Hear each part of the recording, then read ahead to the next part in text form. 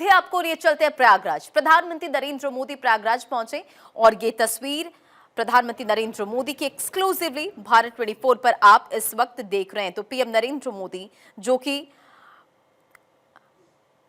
प्रयागराज के दौरे पर हैं, ये दौरा बेहद खास इसलिए महाकुंभ के विकास कार्यों का निरीक्षण करने के साथ साथ 7,000 करोड़ के प्रोजेक्ट की सौगात और सभी 13 अखाड़ों के साधु संत इसमें आमंत्रित हैं। श्री राम और निषाद राज की प्रतिमा का अनावरण भी करेंगे। तो महाकुंभ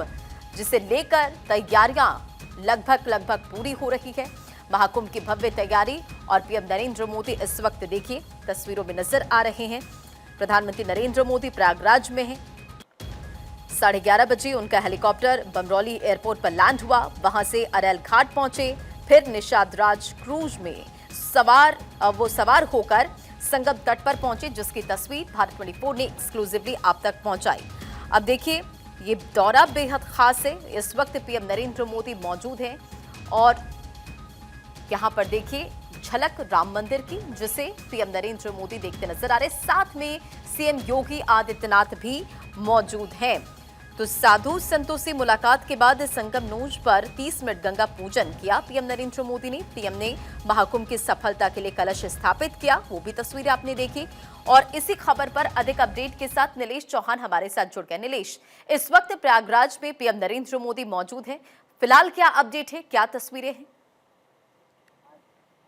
देखिए, बिल्कुल आपको बता दूं कि देश के प्रधानमंत्री नरेंद्र मोदी का आज प्रयागराज की पावन धरती पर आगमन हुआ है और आगमन होते ही देश और उत्तर प्रदेश के विकास के लिए 5,500 करोड़ रुपए की परियोजनाओं का लोकार्पण और शिलान्यास किया है। 167 से ज्यादा परियोजनाएं थी, उनको जो है आज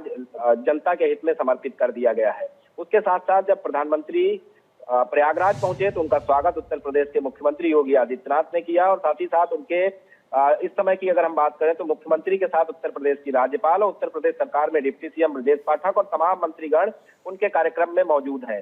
प्रयागराज की अगर हम बात करें तो महाकुंभ के आयोजन को लेकर केंद्र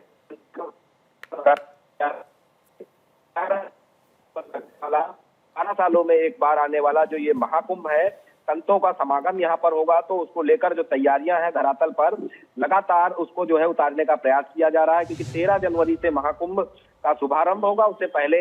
पूरी तैयारियों को धरातल पर कैसे उतारा जाए, कैसे देश विदेश से जो आने वाले श्रद्धालु हैं, साधु संत हैं, उनको यहाँ पर महाकुंभ में बेहतर वातावरण मुहैया कराने के लिए उत्तर प्रदेश सरकार ने कई विभागों की जिम्मेदारी तय की है, चाहे वो नगर विकास विभाग हो, पर्यटन विभाग हो या फिर संस्कृति विभाग हो, सभी की जिम्मेदारियां तय की गई हैं। और मेला परिक्षेत्र की बात करें तो जो ऊंचा नीचा इलाका था उसको जेसीबी लगाकर बराबर कराया जा रहा है। उसके साथ साथ कई ऐसे घाट हैं जो तैयार किए गए हैं जहां पर साधु संत जो शाही स्नान होते हैं वहां पर स्नान करते हैं। अलग अलग अखाड़ों का दिन तय होता है, अलग अलग अखाड़ों के दिन साधु संत अपने महामंडलेश्वरों के साथ नदी में उतरकर जो है स्नान करते हैं और मां गंगा की आराधना करते हैं। कहीं ना कहीं इस महाकुंभ को ऐतिहासिक बनाने के लिए उत्तर प्रदेश की योगी सरकार लगातार प्रयास कर रही है। यही कारण है कि अभी तक योगी आदित्यनाथ ने कई बार प्रयागराज का दौरा किया, अधिकारियों के साथ बैठक की और आज खुद देश के प्रधानमंत्री नरेंद्र मोदी यहाँ पर मौजूद है। लेटे हुए हनुमान जी के उन्होंने दर्शन किए हैं, पूजा अर्चना की है और साथ ही साथ इस महाकुंभ के सफल होने की कामना भी की है। इसके अलावा हमने जब श्रद्धालुओं से बात की तो श्रद्धालुओं का साफ तौर पे कहना कि 70 सालों में कोई एक ऐसा प्रधानमंत्री आया है जिसने इतने बड़े महाकुंभ के आयोजन को लेकर करोड़ों रुपए का बजट का जो भंडार था वो खोल दिया है। ऐसे में श्रद्धालुओं को यहाँ पर जो सुविधाएं उत्तर प्रदेश सरकार की तरफ से मुहैया कराई जाएंगी वो अपने आप में बेहतर होंगी, क्योंकि ये महाकुंभ ऐसा है जिसको अलौकिक बनाने के लिए तमाम प्रयास किए जा रहे हैं। करोड़ों की संख्या में श्रद्धालु हैं, अलग अलग जगहों से, अलग अलग प्रदेशों से, दूसरे देशों से यहाँ पर शामिल होने के लिए आएंगे। आज की बात करें तो आज भी छत्तीसगढ़, महाराष्ट्र, उत्तर प्रदेश, मध्य प्रदेश जैसे जगहों से तमाम श्रद्धालु लाखों की संख्या में यहाँ पर पहुंचे हैं और संगम घाट जाकर जो है उन्होंने मां गंगा का आचमन करते हुए ये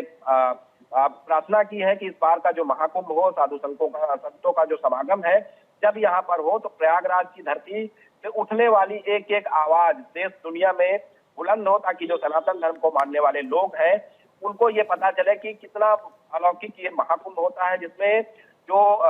सैकड़ों वर्षों तक, दशकों तक जो है पहाड़ों पर आराधना करते हैं, पूजा अर्चना करते हैं, तपस्या करते हैं, वो तमाम साधु संत इस समागम में शामिल होते हैं और तरह तरह के आपको साधु यहाँ पर दिखाई देंगे। उन तमाम चीजों का जायजा लेने के लिए खुद आज प्रधानमंत्री यहाँ पर मौजूद है और मौजूदगी में तमाम चीजों को लेकर वो योगी आदित्यनाथ से बातचीत भी कर चुके हैं।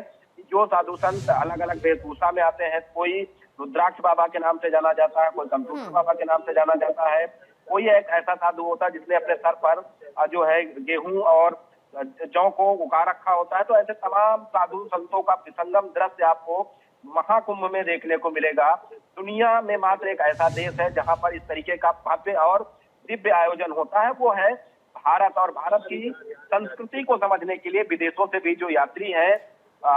जो सनातन धर्म को मानने वाले बिल्कुल लोग हैं, नीलेश, और इसी भव्यता और दिव्यता को बनाए रखने के लिए हमने लगातार देखा कि सीएम योगी आदित्यनाथ पहुंचे, वहां पर तैयारियों की समीक्षा करते नजर आए। प्रधानमंत्री नरेंद्र मोदी के पहुंचने से पहले भी सीएम योगी वहां पर पहुंचे और पूरी तरह से तैयारियों को देखने के साथ साथ अधिकारियों को दिशा निर्देश भी दिया गया। जरा आगे आप ये भी अपडेट करें कि और क्या कुछ पीएम नरेंद्र मोदी का कार्यक्रम वहां पर रहने वाला है, और इसी के साथ साथ हमारे दर्शकों को वो भी हम तस्वीर दिखा रहे हैं जब प्रयागराज पहुंचे और वहां पर लेटे हनुमान जी का उन्होंने विधि विधान के साथ दर्शन पूजन भी किया। नीलेश,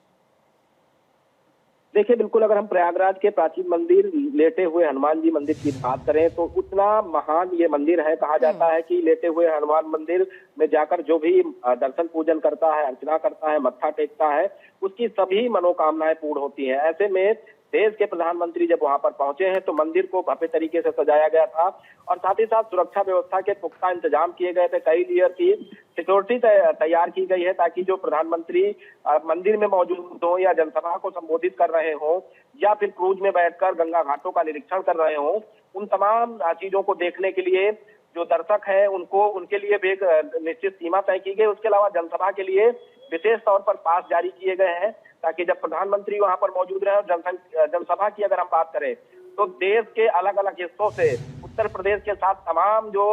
मोदी जी को चाहने वाले लोग हैं, मानने वाले लोग हैं, समर्थक हैं, वो यहाँ पर मोदी जी को सुनने के लिए पहुंचे हैं। तो अपने आप में आज का जो ये ऐतिहासिक दिन है वो प्रयागराज की जनता के लिए, देश की जनता के लिए काफी महत्वपूर्ण है, क्योंकि आज प्रधानमंत्री का यहाँ पर आगमन हुआ और प्रधानमंत्री ने उन तमाम चीजों को बारीकी से समझा है कि कैसे हिंदुस्तान की जो संस्कृति है उसको हम आगे बढ़ाने का काम कर सकते हैं। एक और दूसरी सरकारों में जहां महाकुंभ के आयोजन को लेकर इतनी बड़े पैमाने पर तैयारियां नहीं होती थी और महाकुंभ अव्यवस्थाओं में जो है गुजर जाता था, इस बार अगर हम बात करें तो दर्जनों ऐसे दीपे वाले पुल बनाए गए हैं जो साधु संतों और श्रद्धालुओं के लिए नदी के एक छोर से दूसरे छोर जाने के लिए काफी जो है महत्वपूर्ण रहने वाले हैं। उसके अलावा टेंट सिटी का निर्माण किया गया है, 100 बेडों के अस्थायी अस्पताल का निर्माण किया गया और सबसे अच्छी बात यह है कि इस महाकुंभ में अगर कोई गर्भवती स्त्री आती है और उसको प्रसव पीड़ा होती तो तत्काल प्रभाव से आकस्मिक अस्पताल जो बनाया गया है, 24 घंटे महिला डॉक्टर वहां तैनात रहेंगी, वहीं पर ही डिलीवरी की व्यवस्था भी की गई है। तो ये अपने आप में बताता है कि किस तरीके का ये भव्य आयोजन होने वाला है। उसके अलावा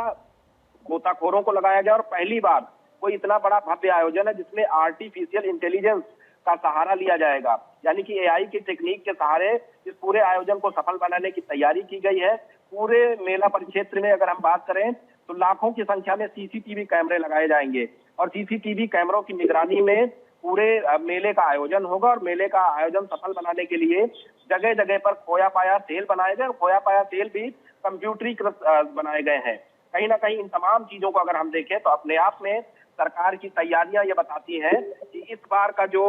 महाकुंभ है वो अपने आप में दिव्य भव्य और अलौकिक होने वाला है, क्योंकि इसमें योगी आदित्यनाथ जिस